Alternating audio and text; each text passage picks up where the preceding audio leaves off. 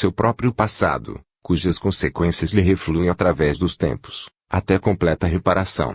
Em caso algum, o exercício da liberdade humana pode obstar à execução dos planos divinos, do contrário, a ordem das coisas seria a cada instante perturbada.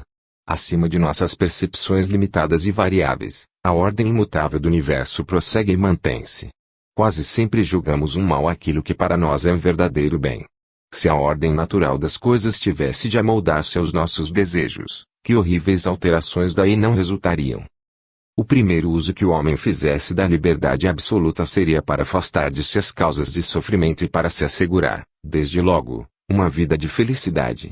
Ora, se há malhas que a inteligência humana tem o dever de conjurar, de destruir, por exemplo, os que são provenientes da condição terrestre, outros há, inerentes à nossa natureza moral, que somente dor e compressão podem vencer, tais são os vícios. Nesses casos, torna-se a dor uma escola, ou, antes, um remédio indispensável. As provas sofridas não são mais que distribuição equitativa da justiça infalível. Portanto, e a ignorância dos fins a que Deus visa que nos faz recriminar a ordem do mundo e suas leis. Criticamo-las porque desconhecemos o modo por que se cumprem. O destino é resultante, através de vidas sucessivas, de nossas próprias ações e livres resoluções. No estado de espírito, quando somos mais esclarecidos sobre as nossas imperfeições e estamos preocupados com os meios de atenuá-las, aceitamos a vida material sob forma e condições que mais nos parecem apropriadas a esse cometimento. Os fenômenos do hipnotismo e da sugestão mental explicam-nos o que sucede em tal caso, sob a influência dos nossos protetores espirituais. No estado de sonambulismo, a alma, sob a sugestão do magnetizador, obriga-se a executar tal ou qual ato em um tempo dado. Voltando a um estado de vigília sem haver conservado aparentemente recordação alguma desse compromisso, ela executa, sem discrepância de um ponto, tudo o que havia prometido. Do mesmo modo, o homem não parece ter guardado memória das resoluções tomadas antes de renascer, mas, chegando a ocasião, colocar-se a ele à frente dos acontecimentos premeditados, a fim de executar a parte que lhe compete e que se torna necessária ao seu progresso e observância da inevitável lei. 41. Reencarnação. Não terminaremos este estudo da vida no espaço sem indicar, de modo sumário, por que regra se efetua a reencarnação. Todas as almas que não puderam libertar-se das influências terrestres devem renascer neste mundo para trabalharem em seu melhoramento, é o caso da imensa maioria. Como as outras fases da vida dos seres, a reencarnação está sujeita a leis imutáveis. O grau de pureza do perispírito, a afinidade molecular que determina a classificação dos espíritos no espaço fixam as condições da reencarnação. Os semelhantes atraem-se. É em virtude desse fato, dessa lei de atração e de harmonia, que os espíritos da mesma ordem, de caracteres e tendências análogas aproximam-se, seguem-se durante múltiplas existências, encarnando conjuntamente e constituindo famílias homogêneas. Quando chega a ocasião de reencarnar, o espírito sente-se arrastado por uma força irresistível, por uma misteriosa afinidade, para o meio que lhe convém. É um momento terrível, de angústia, mais formidável que o da morte, pois esta não passa de libertação dos laços carnais, de uma entrada em vida mais livre, mais intensa, enquanto a reencarnação, pelo contrário, é a perda dessa vida de liberdade, é um apocamento de si mesmo, a passagem dos claros espaços para a região obscura, a descida para um abismo de sangue, de lama, de miséria, onde o ser vai ficar sujeito a necessidades tirânicas inumeráveis. Por isso é mais penoso, mais doloroso renascer que morrer, e o desgosto, o terror, o abatimento profundo do espírito, ao entrar neste mundo tenebroso, são fáceis de conceber-se. A reencarnação realiza-se por aproximação graduada, por assimilação das moléculas materiais ao perispírito, o qual se reduz, se condensa, tornando-se progressivamente mais pesado, até que, por adjunção suficiente de matéria, constitui um invólucro carnal, um corpo humano. O perispírito torna-se, portanto, um molde fluídico, elástico, que calca sua forma sobre a matéria. Daí dimanam as condições fisiológicas do renascimento. As qualidades ou defeitos do molde reaparecem no corpo físico, que não é, na maioria dos casos, senão imperfeita e grosseira cópia do perispírito. Desde que começa a assimilação molecular que deve produzir o corpo, o espírito fica perturbado, um torpor, uma espécie de abatimento invadem-no aos poucos. Suas faculdades vão se velando uma após outra, a memória desaparece, a consciência fica adormecida e o espírito como que é sepultado em opressiva crisálida. Entrando na vida terrestre, a alma, durante um longo período, tem de preparar esse organismo novo, de adaptá-lo às funções necessárias. Somente depois de 20 ou 30 anos de esforços instintivos é que recupera o uso de suas faculdades, embora limitadas ainda pela ação da matéria, e, então, poderá prosseguir, com alguma segurança, a travessia perigosa da existência. O homem mundano chora e lamenta-se à beira dos túmulos, essas portas abertas sobre o infinito. Se estivesse familiarizado com as leis divinas, era sobre os berços que ele deveria gemer. O vagido do recém-nascido não será um lamento do espírito, diante das tristes perspectivas da vida. As leis inflexíveis da natureza, ou, antes, os efeitos resultantes do passado, decidem da reencarnação. O espírito inferior, ignorante dessas leis, pouco cuidadoso de seu futuro, sofre maquinalmente a sua sorte e vem tomar o seu lugar na terra sob o impulso de uma força que nem mesmo procura conhecer. O espírito adiantado inspira-se nos exemplos que o cercam na vida fluídica, recolhe os avisos de seus guias espirituais, pesa as condições boas ou más de sua reaparição neste mundo, prevê os obstáculos, as dificuldades da jornada, traça o seu programa e toma fortes resoluções com o propósito de executá-las. Só volta ao carne quando está seguro do apoio dos invisíveis, que o devem auxiliar em sua nova tarefa. Neste caso, o espírito não mais sofre exclusivamente o peso da fatalidade. Sua escolha pode exercer-se em certos limites, de modo a acelerar sua marcha. Por isso, o espírito esclarecido dá preferência a uma existência laboriosa, a uma vida de luta e abnegação. Sabe que, graças a ela, seu avanço será rápido. A terra é um verdadeiro purgatório. É preciso renascer e sofrer para despojar-se dos últimos vestígios da animalidade, para pagar as faltas e os crimes do passado. Daí as enfermidades cruéis, as longas e dolorosas moléstias, o idiotismo, a perda da razão. O abuso das altas faculdades, o orgulho e o egoísmo espiam-se pelo renascimento em organismos incompletos, em corpos disformes e sofredores. O espírito aceita essa imolação passageira, porque, a seus olhos, ela é o preço da reabilitação, o único meio de adquirir a modéstia, a humildade. Concorda em privar-se momentaneamente dos talentos, dos conhecimentos que fizeram sua glória, e desce a um corpo impotente, dotado de órgãos defeituosos, para tornar-se um objeto de compaixão e de zombaria. Respeitemos os idiotas, os enfermos, os loucos. Que a dor seja sagrada para nós. Nesses sepulcros de carne um espírito vela, sofre e, em sua tessitura íntima, tem consciência de sua miséria, de sua abjeção. Tememos, por nossos excessos, merecer-lhes a sorte. Mas, esses dons da inteligência, que abandona para humilhar-se, a alma achará depois da morte, porque são propriedade sua e ela jamais perderá o que adquiriu por seus esforços. Reencontra-lhes aí, com eles, as qualidades e virtudes novas colhidas no sacrifício, que farão sua coroa de luz no seio dos espaços. Assim, tudo se apaga, tudo se resgata. Os pensamentos, os desejos criminosos têm sua repercussão na vida fluídica, mas as faltas consumadas na carne precisam ser expiadas da carne. Todas as nossas existências são correlatas, o bem e o mal refletem-se através dos tempos. Se embusteiros e perversos parecem muitas vezes terminar suas vidas na abundância e na paz, fiquemos certos de que a hora da justiça soará e que recairão sobre eles os sofrimentos de que foram a causa. Resigna-te, pois, ó homem, e suporta com coragem as provas inevitáveis, porém fecundas, que suprimem nódoas e preparam-te um futuro melhor. Imita o lavrador, que sempre caminha para a frente, curvado sob um sol ardente ou crestado pela geada, e cujos suores regam o solo que, como teu coração, é sulcado pela charrua desterroadora, mas do qual brotará o trigo dourado que fará a tua felicidade. Evita os desfalecimentos, porque te reconduzirão ao jugo da matéria, fazendo-te contrair novas dívidas que pesariam em tuas vidas futuras. Sê bom, sê virtuoso, a fim de não te deixares apanhar pela temível engrenagem que se chama consequência dos atos. Foja aos prazeres aviltantes, às discórdias e às vãs agitações da multidão.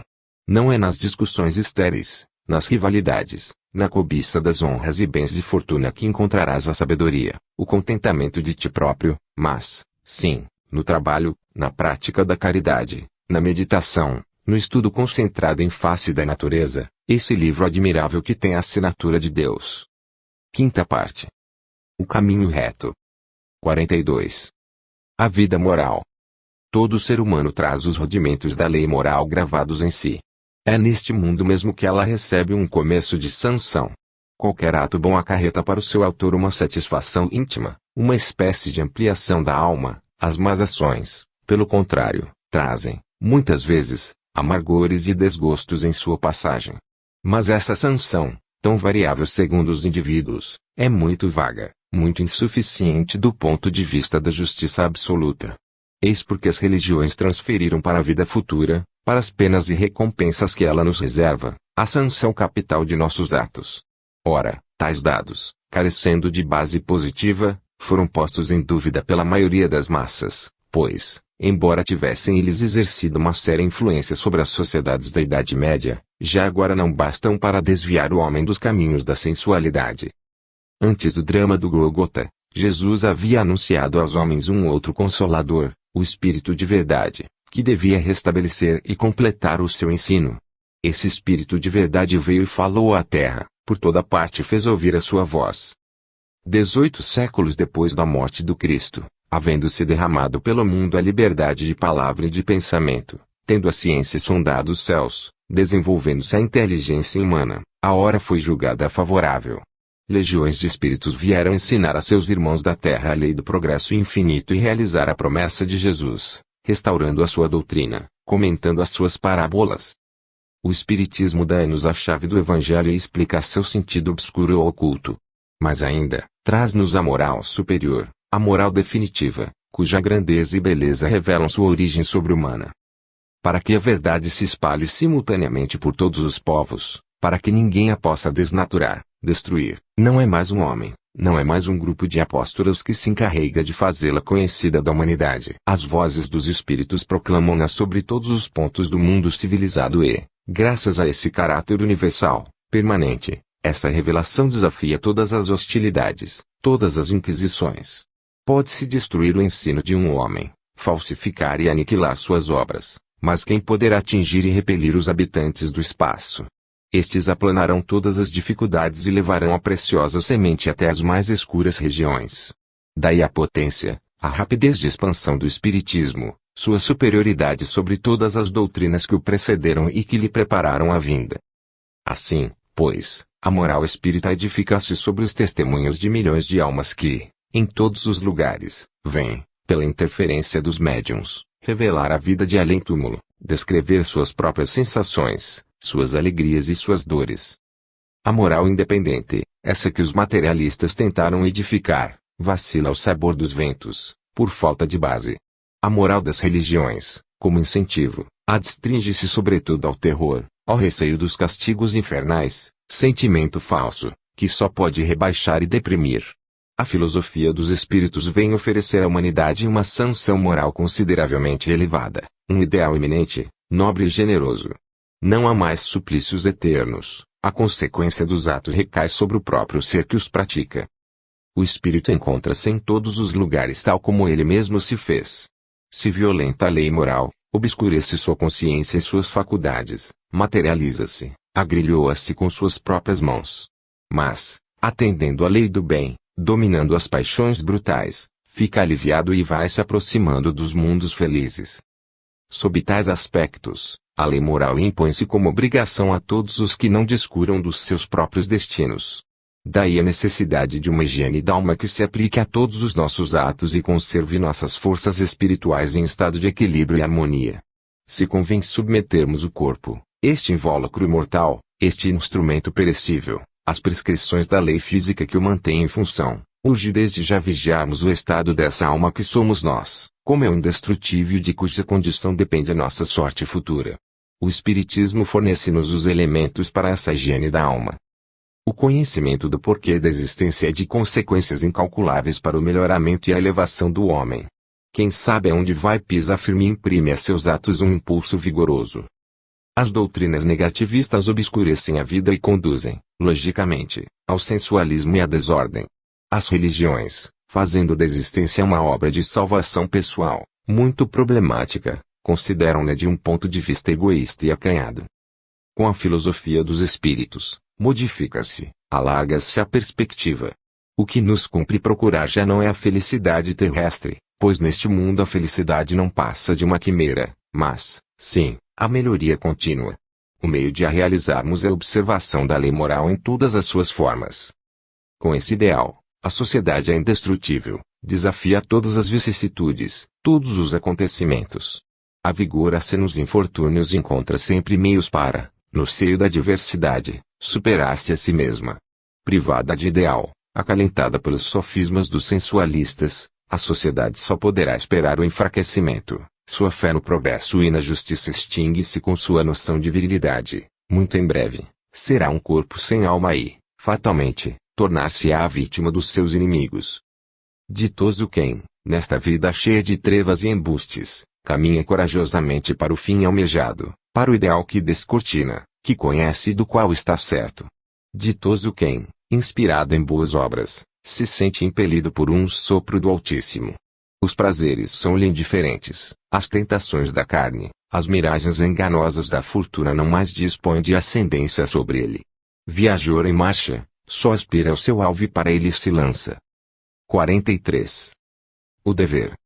O dever é o conjunto das prescrições da lei moral, a regra pela qual o homem deve conduzir-se nas relações com seus semelhantes e com o universo inteiro. Figura nobre e santa, o dever paira acima da humanidade, inspira os grandes sacrifícios, os puros devotamentos, os grandes entusiasmos. Risonho para uns, temível para outros, inflexível sempre, ergue-se perante nós, apontando a escadaria do progresso, cujos degraus se perdem em alturas incomensuráveis. O dever não é idêntico para todos, varia segundo nossa condição e saber. Quanto mais nos elevamos, tanto mais a nossos olhos ele adquire grandeza, majestade, extensão. Seu culto é sempre agradável ao virtuoso e a submissão às suas leis é fértil em alegrias íntimas, inigualáveis. Por mais obscura que seja a condição do homem, por mais humilde que pareça a sua sorte, o dever domina-lhe e enobrece a vida, esclarece a razão, fortifica a alma. Ele nos traz essa calma interior, essa serenidade de espírito, mais preciosa que todos os bens da terra e que podemos experimentar no próprio seio das provações e dos reveses. Não depende de nós desviar os acontecimentos, porque o nosso destino deve seguir os seus trâmites rigorosos, mas sempre podemos, mesmo através de tempestades, firmar essa paz de consciência, esse contentamento íntimo que o cumprimento do dever acarreta. Todos os espíritos superiores têm profundamente enraizado em si o sentimento do dever, é sem esforços que seguem a própria rota. É por uma tendência natural, resultante dos progressos adquiridos, que se afastam das coisas vis e orientam os impulsos do ser para o bem. O dever torna-se, então, uma obrigação de todos os momentos, a condição imprescindível da existência, um poder ao qual nos sentimos indissoluvelmente ligados para a vida e para a morte. O dever oferece múltiplas formas. Há o dever para conosco, que consiste em nos respeitarmos, em nos governarmos com sabedoria, em não querermos e não realizarmos senão o que for útil, digno e belo. Há o dever profissional, que exige o cumprimento consciencioso das obrigações de nossos encargos. Há o dever social, que nos convida a amar os homens, a trabalhar por eles, a servir fielmente ao nosso país e à humanidade. Há o dever para com Deus. O dever não tem limites. Sempre podemos melhorar. Aliás, na imolação de si própria que a criatura encontra o mais seguro meio de se engrandecer e de se depurar. A honestidade é a essência do homem moral, é desgraçado aquele que daí se afastar. O homem honesto faz o bem pelo bem, sem procurar aprovação nem recompensa. Desconhecendo o ódio e a vingança, esquece as ofensas e perdoa aos seus inimigos. É benévolo para com todos, protetor para com os humildes. Em cada ser humano vê um irmão, seja qual for seu país, seja qual for sua fé. Tolerante, ele sabe respeitar as crenças sinceras, desculpa as faltas dos outros, sabe realçar-lhes as qualidades, jamais é maledicente. Usa com moderação dos bens que a vida lhe concede, consagra-os ao melhoramento social e, quando na pobreza, de ninguém tem inveja ou ciúme. A honestidade perante o mundo nem sempre é honestidade de acordo com as leis divinas. A opinião pública, é certo, tem seu valor, torna mais suave a prática do bem, mas não devemos considerá-lo infalível. Sem dúvida que o sábio não a desdenha, Mas, quando é injusto ou insuficiente, ele também sabe caminhar avante e calcula o seu dever por uma medida mais exata. O mérito e a virtude são algumas vezes desconhecidos na Terra. As apreciações da sociedade quase sempre são influenciadas por paixões e interesses materiais. Antes de tudo, o homem honesto busca o julgamento e o aplauso da sua própria consciência. Aquele que soube compreender todo o alcance moral do ensino dos espíritos tendo de ver uma concepção ainda mais elevada. Está ciente de que a responsabilidade é correlativa ao saber, que a posse dos segredos de além-túmulo impõe a obrigação de trabalhar com energia para o seu próprio melhoramento e para o de seus irmãos. As vozes dos espíritos têm feito vibrar ecos em si, têm despertado forças que jazem entorpecidas na maior parte dos homens e que o impelem poderosamente na sua marcha ascensional. Torna-se o ludíbrio dos maus, porque um nobre ideal o anima e atormenta ao mesmo tempo, mas, ainda assim, ele não o trocaria por todos os tesouros de um império. A prática da caridade então lhe é fácil, ensina-o a desenvolver sua sensibilidade e suas qualidades afetivas.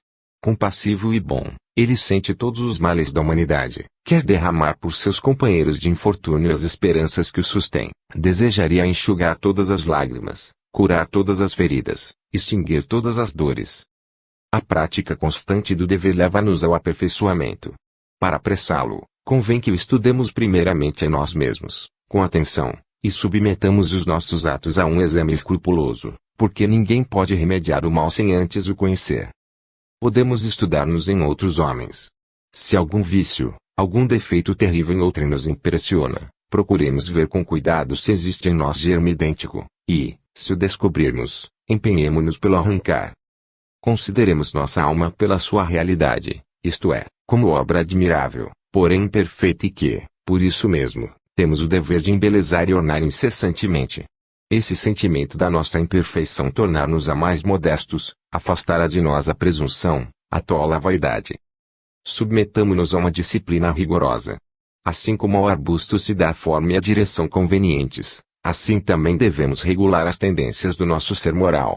O hábito do bem facilita a sua prática. Só os primeiros esforços são penosos, por isso, e antes de tudo, aprendamos a dominar-nos. As primeiras impressões são fugitivas e volúveis, a vontade é o fundo sólido da alma. Saibamos governar a nossa vontade, assenhorear-nos dessas impressões, e jamais nos deixemos dominar por elas. O homem não deve isolar-se de seus semelhantes. Convém, entretanto, escolher suas relações, seus amigos, empenhar-se por viver num meio honesto e puro, onde só reinem boas influências. Evitemos as conversas frívolas, os assuntos ociosos, que conduzem à maledicência. Digamos sempre a verdade, quaisquer possam ser os resultados. Retemperemo-nos frequentemente no estudo e no recolhimento, porque assim a alma encontra novas forças e novas luzes. Possamos dizer, ao fim de cada dia, fiz hoje obra útil, alcancei alguma vantagem sobre mim mesmo, assisti, consolei desgraçados, esclareci meus irmãos, trabalhei por torná-los melhores, tenho cumprido o meu dever. 44. Fé, esperança, consolações. A fé e a confiança da criatura em seus destinos, é o sentimento que eleva à infinita potestade, é a certeza de estar no caminho que vai ter a verdade. A fé cega é como farol cujo vermelho clarão não pode traspassar o nevoeiro, a fé esclarecida é foco elétrico que ilumina com brilhante luz a estrada a percorrer. Ninguém adquire essa fé sem ter passado pelas tribulações da dúvida, sem ter padecido as angústias que embaraçam o caminho dos investigadores. Muitos param em esmorecida indecisão e flutuam longo tempo entre opostas correntezas. Feliz quem crê, sabe, vê e caminha firme. A fé então é profunda, inabalável, e habilita-a a superar os maiores obstáculos. Foi neste sentido que se disse que a fé transporta montanhas, pois, como tais, podem ser consideradas as dificuldades que os inovadores encontram no seu caminho, ou seja, as paixões, a ignorância, os preconceitos e o interesse material. Geralmente se considera a fé como mera crença em certos dogmas religiosos, aceitos sem exame. Mas a verdadeira fé está na convicção que nos anima e nos arrebata para os ideais elevados. Há a fé em si próprio, em uma obra material qualquer, a fé política, a fé na pátria. Para o artista, para o pensador, a fé é o sentimento do ideal, e a visão do sublime farol aceso pela mão divina nos alcantes eternos, a fim de guiar a humanidade ao bem e à verdade. É cega a fé religiosa que anula a razão e se submete ao juízo dos outros, que aceita um corpo de doutrina verdadeiro ou falso e dele se torna totalmente cativa. Na sua impaciência e nos seus excessos, a fé cega recorre facilmente à perfídia, à subjugação, conduzindo ao fanatismo. Ainda sob esse aspecto, é a fé um poderoso incentivo, pois tem ensinado os homens a se humilharem e a sofrerem. Pervertida pelo espírito de domínio, tem sido a causa de muitos crimes, mas, em suas consequências funestas, também deixa transparecer suas grandes vantagens. Ora, se a fé cega pôde produzir tais efeitos, que não realizará a fé esclarecida pela razão, a fé que julga, discerne e compreende. Certos teólogos exortam-nos a desprezar a razão, a renegá-la, a rebatê-la. Deveremos por isso repudiá-la, mesmo quando ela nos mostra o bem e o belo. Esses teólogos alegam os erros em que a razão caiu e parecem, lamentavelmente, esquecer que foi a razão que descobriu esses erros e ajudou-nos a corrigi-los. A razão é uma faculdade superior, destinada a esclarecer-nos sobre todas as coisas. Como todas as outras faculdades, desenvolve-se e engrandece pelo exercício. A razão humana é um reflexo da razão eterna. É Deus em nós, disse São Paulo. Desconhecer-lhe o valor e utilidade é menosprezar a natureza humana, é ultrajar a própria divindade. Querer substituir a razão pela fé é ignorar que ambas são solidárias e inseparáveis, que se consolidam e vivificam uma outra. A união de ambas abre ao pensamento um campo mais vasto, harmoniza as nossas faculdades e traz-nos a paz interior. A fé é mãe dos nobres sentimentos e dos grandes feitos. O homem profundamente firme e convicto é imperturbável diante do perigo, do mesmo modo que nas tribulações. Superior às lisonjas, às seduções, às ameaças, ao bramir das paixões, ele ouve uma voz ressoar nas profundezas da sua consciência, instigando-o à luta, encorajando-o nos momentos perigosos. Para produzir tais resultados, necessita a fé repousar na base sólida que lhe oferecem o livre exame e a liberdade de pensamento. Em vez de dogmas e mistérios, cumpre-lhe reconhecer tão somente princípios decorrentes da observação direta, do estudo das leis naturais. Tal é o caráter da fé espírita. A filosofia dos espíritos vem oferecer-nos uma fé racional e, por isso mesmo, robusta.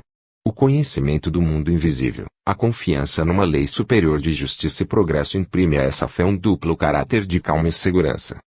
Efetivamente, que poderemos temer, quando sabemos que a alma é imortal e quando, após os cuidados e consumições da vida, além da noite sombria em que tudo parece afundar-se, vemos despontar a suave claridade dos dias infindáveis. Essencializados da ideia de que esta vida não é mais que um instante no conjunto da existência integral, suportaremos, com paciência, os males inevitáveis que ela engendra. A perspectiva dos tempos que se nos abrem dar-nos-á o poder de dominar as mesquinharias presentes e de nos colocarmos acima dos vaivens da fortuna. Assim, sentir-nos-emos mais livres e mais bem armados para a luta. O espírita conhece e compreende a causa de seus males, sabe que todo sofrimento é legítimo e aceita-o sem murmurar, sabe que a morte nada aniquila, que os nossos sentimentos perduram na vida de além-túmulo e que todos os que se amaram na terra tornam a encontrar-se, libertos de todas as misérias, longe desta lutuosa morada, conhece que só há separação para os maus. Dessas crenças resultam-lhe consolações que os indiferentes e os sépticos ignoram. Se, de uma extremidade a outra do mundo, todas as almas comungassem nessa fé poderosa, assistiríamos à maior transformação moral que a história jamais registrou. Mas essa fé poucos, ainda, possuem. O Espírito de verdade tem falado à terra, mas insignificante número tem ouvido atentamente. Entre os filhos dos homens, não são os poderosos os que o escutam e, sim, os humildes, os pequenos, os deserdados, todos os que têm sede de esperança. Os grandes e os afortunados têm rejeitado seus ensinos, como há 19 séculos repeliram o próprio Cristo. Os membros do clero e as associações sábias coligaram-se contra esse desmancha-prazeres, que vinha comprometer os interesses, o repouso e derruir-lhes as afirmações. Poucos homens têm a coragem de se desdizerem e de confessarem que se enganaram. O orgulho escraviza-os totalmente. Preferem combater durante toda a vida esta verdade ameaçadora que vai arrasar suas obras efêmeras. Outros, muito secretamente, reconhecem a beleza, a magnitude desta doutrina, mas se atemorizam ante suas exigências morais.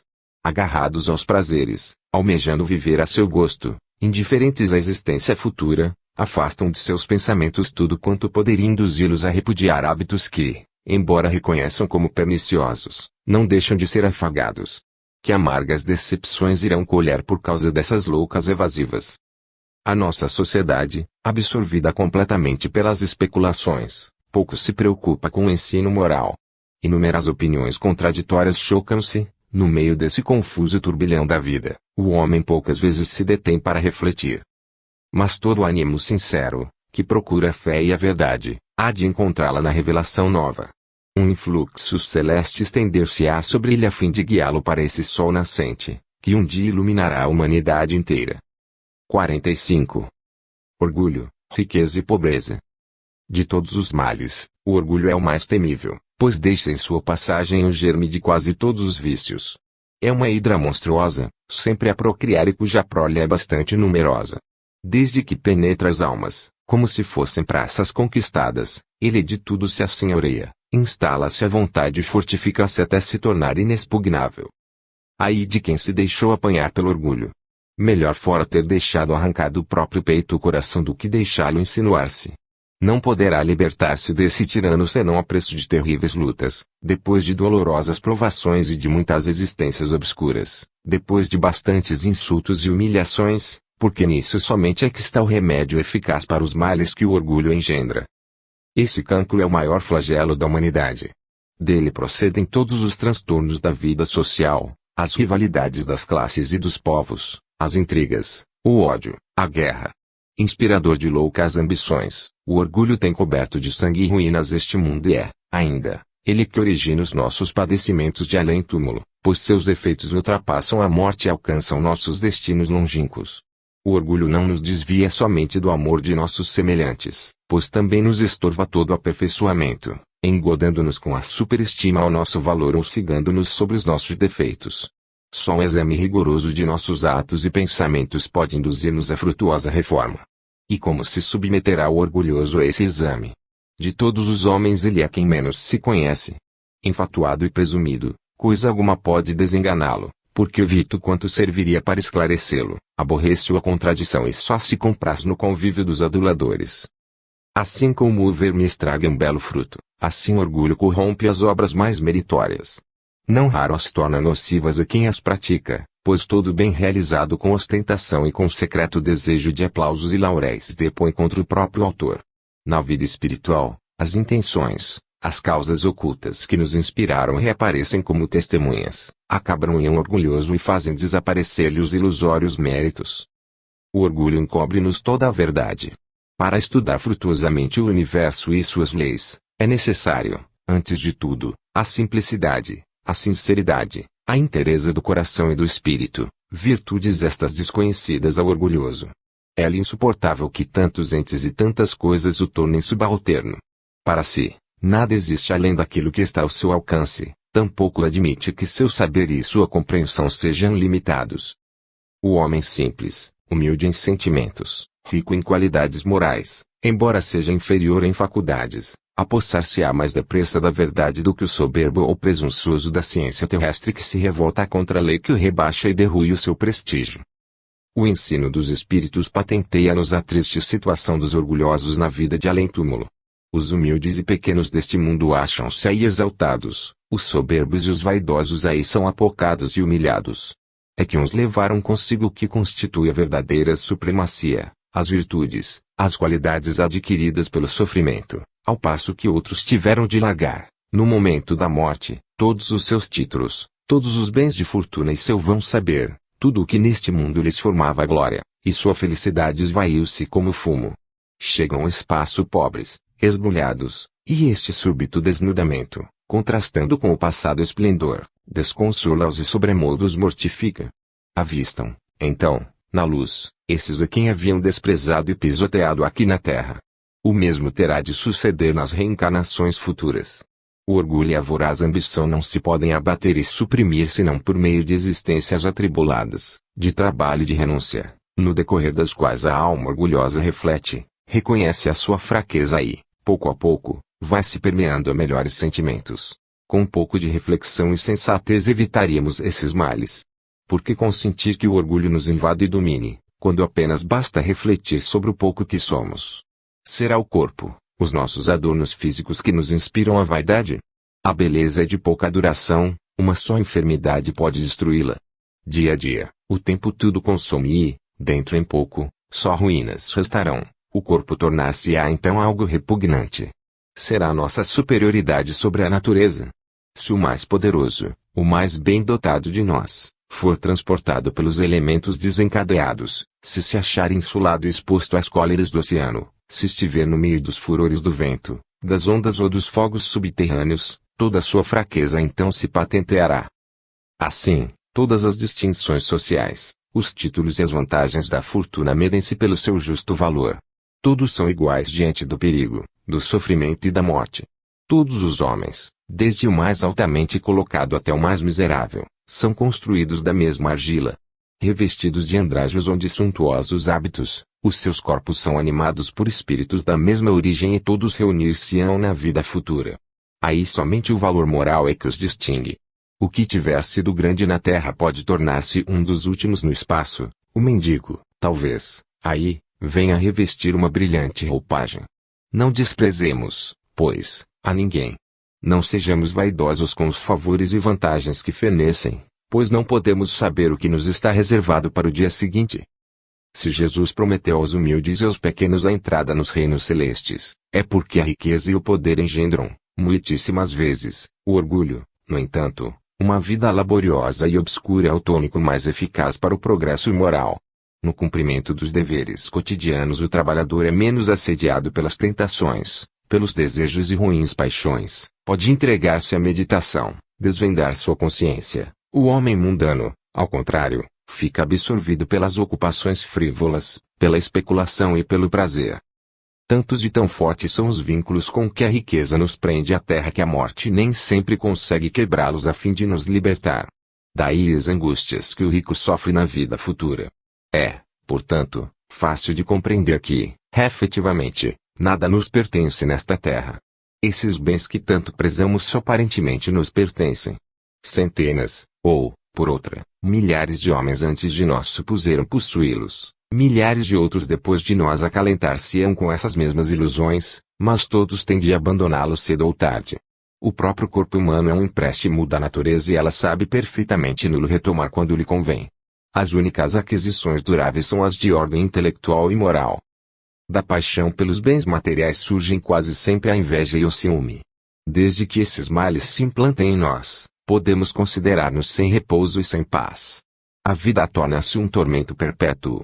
Os felizes sucessos e opulência alheia excitam ardentes cobiças no invejoso, inspiram-lhe a febre abrasadora da ganância. O seu alvo é suplantar os outros, é adquirir riquezas que nem mesmo sabe fruir. Haverá existência mais lastimável? Não será um suplício de todos os instantes o correr-se atrás de venturas quiméricas, o entregar-se a futilidades que geram o desespero quando se esvaem? Entretanto, a riqueza por si só não é um grande mal, torna-se boa ou ruim, conforme a utilidade que lhe damos. O necessário é que não inspire nem orgulho nem insensibilidade moral. É preciso que sejamos senhores da fortuna e não seus escravos, e que mostremos que lhe somos superiores, desinteressados e generosos. Em tais condições, essa provação tão arriscada torna-se fácil de suportar. Assim, ela não entibia os caracteres, não desperta essa sensualidade quase inseparável do bem-estar. A prosperidade é perigosa por causa das tentações, da fascinação que exerce sobre os espíritos. Entretanto, pode tornar-se origem de um grande bem, quando regulada com critério e moderação.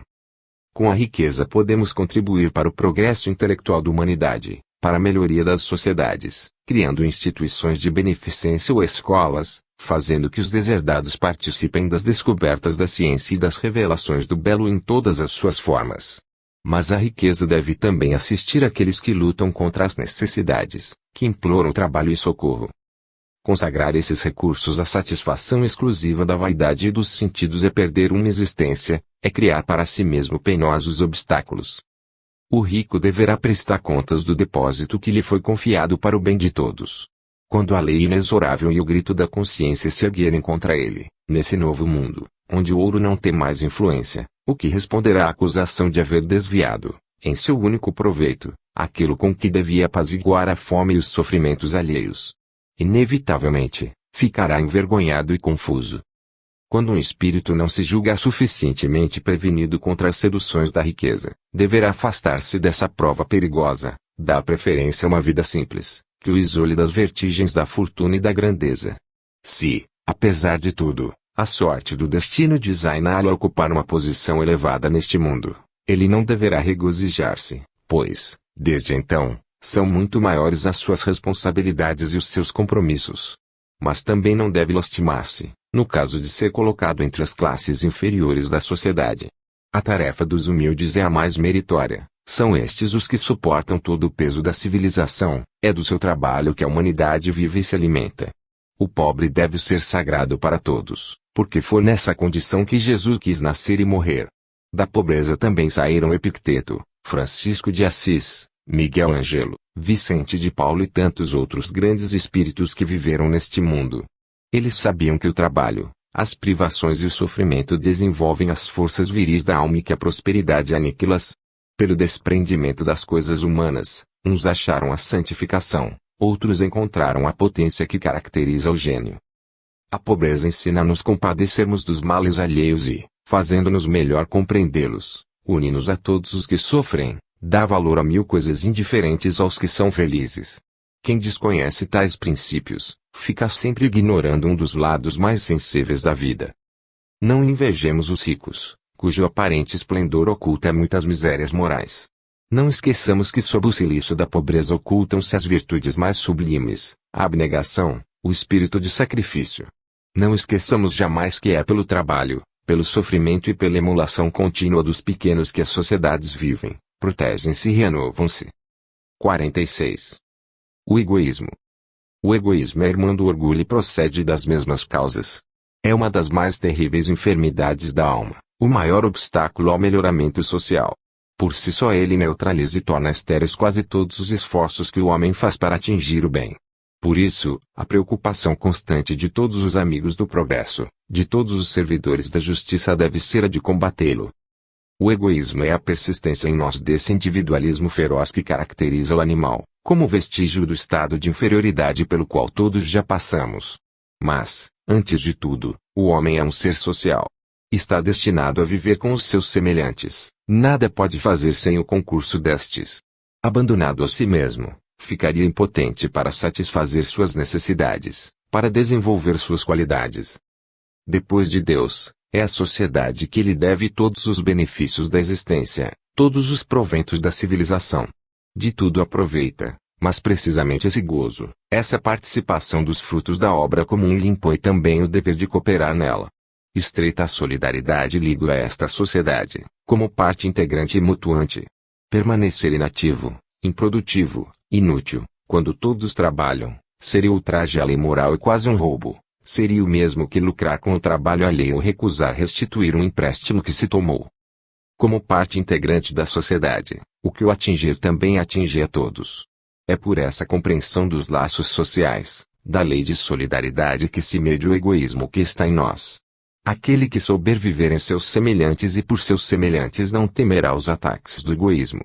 Nada fará sem primeiro saber se aquilo que produz é bom ou mal para os que o rodeiam, sem indagar, com antecedência, se os seus atos são prejudiciais ou proveitosos à sociedade que integra. Se parecerem vantajosos para si só e prejudiciais para os outros, sabe que em realidade eles são maus para todos e por isso se abstém escrupulosamente. A avareza é uma das mais repugnantes formas do egoísmo, pois demonstra a baixeza da alma que, monopolizando as riquezas necessárias ao bem comum, nem mesmo sabe delas aproveitar-se. O avarento, pelo seu amor ao ouro, pelo seu ardente desejo de adquirir, empobrece os semelhantes e torna-se também indigente, pois, ainda maior que essa prosperidade aparente, acumulada sem vantagem para pessoa alguma, é a pobreza que lhe fica, por ser tão lastimável como a do maior dos desgraçados e merecer a reprovação de todos. Nenhum sentimento elevado, coisa alguma do que constitui a nobreza da criatura pode germinar na alma de um avarento. A inveja e a cupidez que o atormentam sentenciam-lhe uma existência penosa, um futuro mais miserável ainda. Nada lhe iguala o desespero, quando vê, de além-túmulo, seus tesouros serem repartidos ou dispersados. Vós que procurais a paz do coração, Fugi desse mal repugnante e desprezível. Mas, não caiais no excesso contrário. Não desperdiceis coisa alguma. Sabei usar de vossos recursos com critério e moderação. O egoísmo traz em si o seu próprio castigo.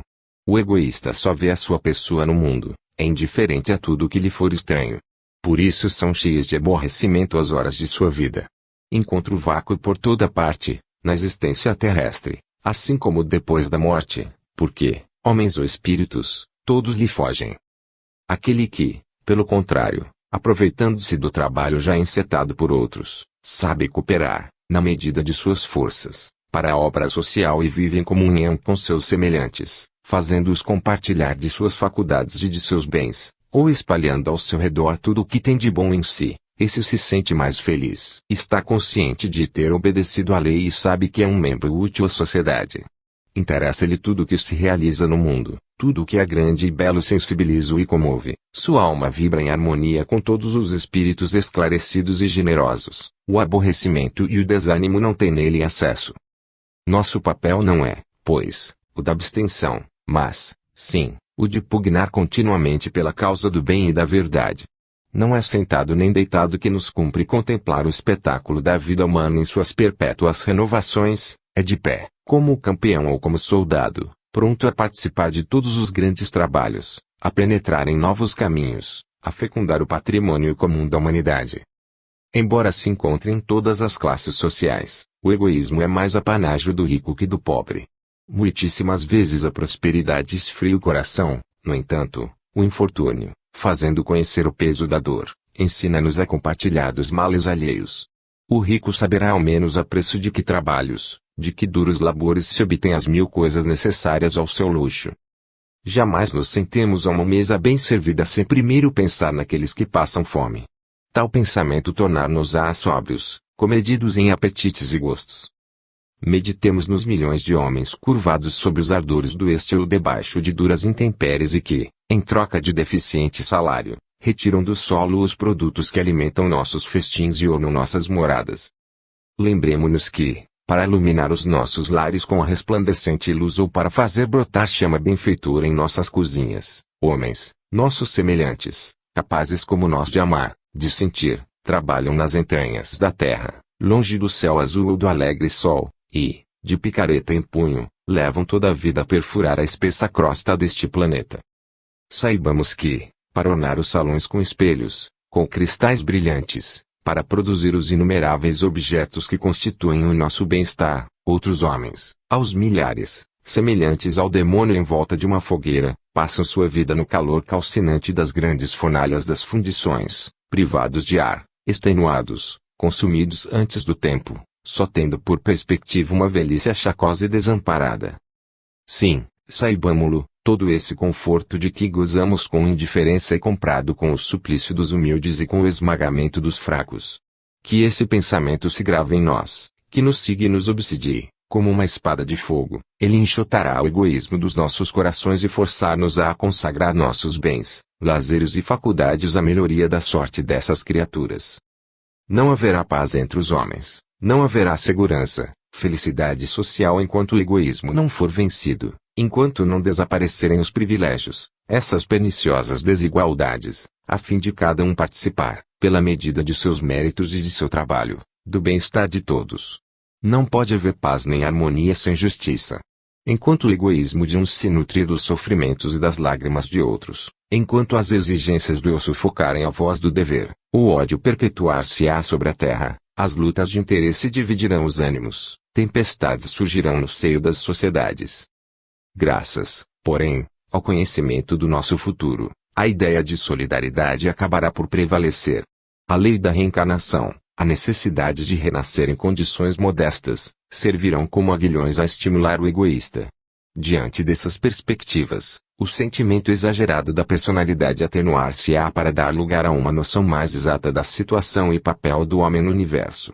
Sabendo-nos ligados a todas as almas, solidários no seu adiantamento e felicidade, interessar-nos-emos com ardor pela sua condição, pelos seus progressos, pelos seus trabalhos. E, à medida que esse sentimento se estender pelo mundo, As instituições, as relações sociais melhorarão, a fraternidade, essa palavra repetida banalmente por tantos lábios, descerá aos corações e tornar-se-á uma realidade. Então nos sentiremos viver nos outros, para fruir de suas alegrias e sofrer de seus males. Não mais haverá queixume sem eco, uma só dor sem consolação. A grande família humana, forte, pacífica e unida, adiantar-se-á com passo rápido para os seus belos destinos. 47. A caridade. Ao encontro das religiões exclusivistas, que tomaram por preceito, fora da igreja não há salvação, como se, pelo seu ponto de vista puramente humano, pudessem decidir da sorte dos seres na vida futura, Allan Kardec colocou as seguintes palavras no frontispício das suas obras: fora da caridade não há salvação. Efetivamente, os Espíritos ensinam-nos que a caridade é a virtude por excelência e que só ela nos dá a chave dos destinos elevados. É necessário amar os homens, assim repetem eles as palavras em que o Cristo havia condensado todos os mandamentos da lei mosaica. Mas, objetam, os homens não se amam. Muita maldade aninha-se neles e a caridade é bem difícil de praticar a seu favor. Se assim os julgamos, não será porque nos é mais agradável considerar unicamente o lado mau de seu caráter, de seus defeitos, paixões e fraquezas, esquecendo, muitas vezes, que disso também não estamos isentos e que, se eles têm necessidade da nossa caridade, nós não precisamos menos da sua indulgência. Entretanto, não é só o mal que reina no mundo. Há no homem também boas qualidades e virtudes, mas há, sobretudo, sofrimentos. Se desejarmos ser caritativos, como devemos sê-lo em nosso próprio interesse e no da ordem social, não deveremos inclinar-nos a apreciações sobre os nossos semelhantes, a maledicência, a difamação. Não deveremos ver no homem mais que um companheiro de provas ou um irmão na luta pela vida. Vejamos os males que ele sofre em todas as classes da sociedade. Quem não oculta um queixume, um desgosto no fundo da própria alma, quem não suporta o peso das mágoas, das amarguras. Se nos colocássemos neste ponto de vista para considerar o próximo, em breve nossa malquerença transformar-se-ia em simpatia. Ouvem-se, por exemplo, muitas vezes, recriminações contra a grosseria e as paixões brutais das classes operárias, contra a avidez e as reivindicações de certos homens do povo. Reflete-se então maduramente sobre a triste educação recebida, sobre os maus exemplos que os rodearam desde a infância. A carestia da vida, as necessidades imperiosas de cada dia impõem-lhes uma tarefa pesada e absorvente. Nenhum descanso, nenhum tempo existe para esclarecer-lhes a inteligência. São-lhes desconhecidas as doçuras do estudo, os gozos da arte. Que sabem eles sobre as leis morais, sobre o seu próprio destino, sobre o mecanismo do universo. Poucos raios consoladores se projetam nessas trevas. Para esses, a luta terrível contra a necessidade é de todos os instantes. A crise, a enfermidade e a negra miséria os ameaçam, os inquietam sem cessar. Qual o caráter que não se exasperaria no meio de tantos males? Para suportá-los com resignação é preciso um verdadeiro estoicismo, uma força da alma tanto mais extraordinária quanto mais instintiva for.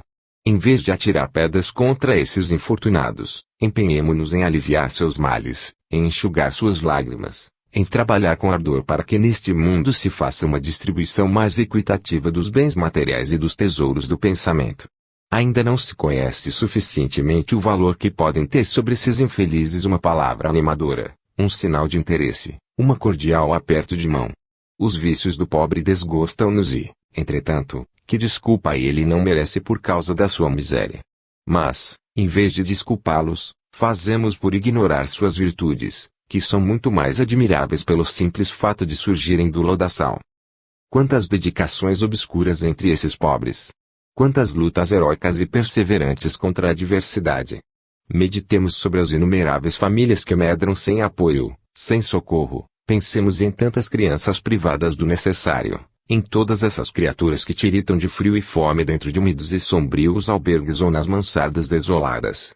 Quantos encargos para a mulher do povo, para a mãe de família em tais condições, assim que o inverno cobre a terra, quando a lareira está sem fogo, a mesa sem alimentos e o leito gelado, com farrapos substituindo o cobertor vendido ou hipotecado em troca de um bocado de pão.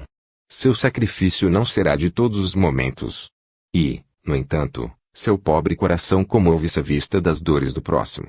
Não deveria o ocioso opulento envergonhar-se de ostentar riquezas no meio de tantos sofrimentos. Que responsabilidade esmagadora para ele, se, no seio da sua abundância, esquece esses a quem oprime. Sem dúvida, muitas coisas repugnantes, muitas imundícies misturam-se às cenas da vida dessas criaturas. Queixumes e blasfêmias, embriaguez e alcovitice, crianças desapredadas e pais cruéis, todas essas deformidades aí se confundem, mas, ainda assim, sob esse exterior repelente, é sempre a alma humana que sofre, a alma nossa irmã, cada vez mais digna de interesse e de afeição. Arrancá-la desse pântano lodoso, reaquecê-la, esclarecê-la, fazendo-a subir de degrau em degrau a escada da reabilitação, eis a grande tarefa.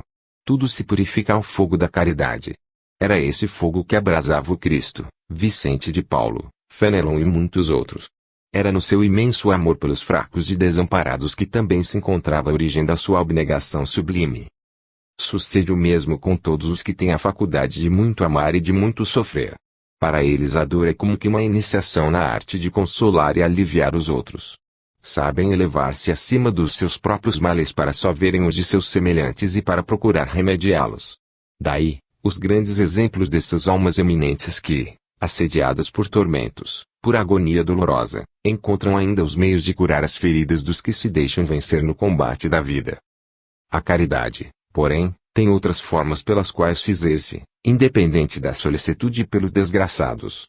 A caridade material ou a beneficência podem aplicar-se a certo número dos nossos semelhantes, sob a forma de socorro, apoio e animação. A caridade moral deve abranger todos os que participam da nossa existência neste mundo. Não mais consiste em esmolas, porém, sim, numa benevolência que deve envolver todos os homens, desde o mais bem dotado em virtude até o mais criminoso, e bem assim regular as nossas relações com eles.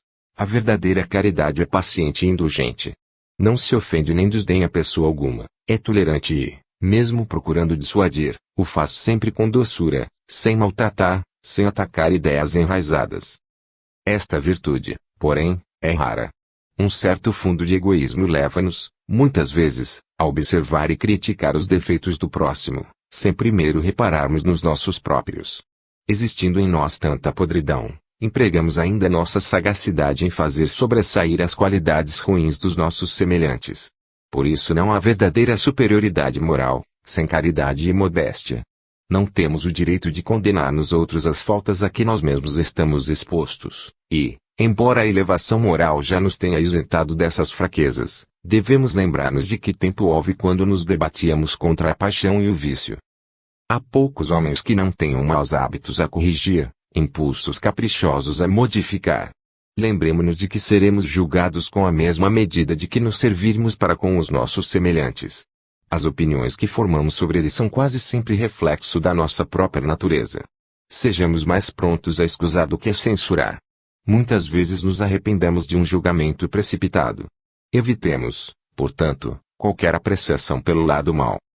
Nada é mais funesto para o futuro da alma do que as más intenções, do que essa maledicência incessante que alimenta a maior parte das conversas. O eco das nossas palavras repercute na vida futura, a atmosfera dos nossos pensamentos malignos forma uma espécie de nuvem em que o espírito é envolvido e obumbrado. Abstenhamo-nos dessas críticas, dessas apreciações dolosas, dessas palavras zombeteiras que envenenam o futuro. Acautelemo-nos da maledicência como de uma peste. Retenhamos em nossos lábios qualquer palavra mordaz que esteja prestes a ser proferida, porque de tudo isso depende a nossa felicidade. O homem caridoso faz o bem ocultamente, e, enquanto este encobra as suas boas ações, o vaidoso proclama pouco que faz. Que a mão esquerda ignore o que faz a direita, disse Jesus. Aquele que fizer o bem com ostentação já recebeu a sua recompensa. Beneficiar ocultamente, ser indiferente aos louvores humanos, em mostrar uma verdadeira elevação de caráter, é colocar-se acima dos julgamentos de um mundo transitório e procurar a justificação dos seus atos na vida que não acaba. Nessas condições, a ingratidão e a injustiça não podem atingir aquele que fora caritativo. Ele faz o bem porque é do seu dever e sem esperar nenhuma recompensa. Não procura oferir vantagens, deixa alheio o cuidado de fazer decorrer as consequências dos seus atos, ou, antes, nem pensa nisso. É generoso sem cálculo. Para tornar-se agradável aos outros, Sabe privar-se do que lhe é necessário, plenamente convencido de que não terá nenhum mérito dispondo do que for supérfluo. Eis porque o obolo do pobre, o denário da viúva, o pedaço de pão que o proletário divide com seu companheiro de infortúnio tem mais valor que as larguezas do rico. Há mil maneiras de nos tornarmos úteis, de irmos em socorro dos nossos irmãos. O pobre, em sua parcimônia, pode ainda ir em auxílio de outro mais necessitado do que ele.